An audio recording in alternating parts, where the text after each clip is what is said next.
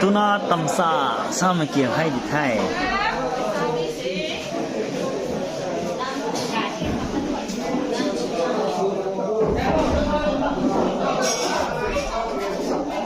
tu na cái là khâu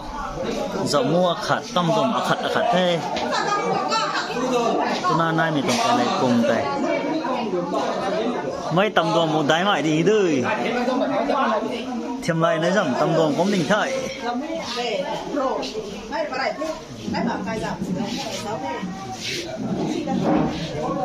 là nó thế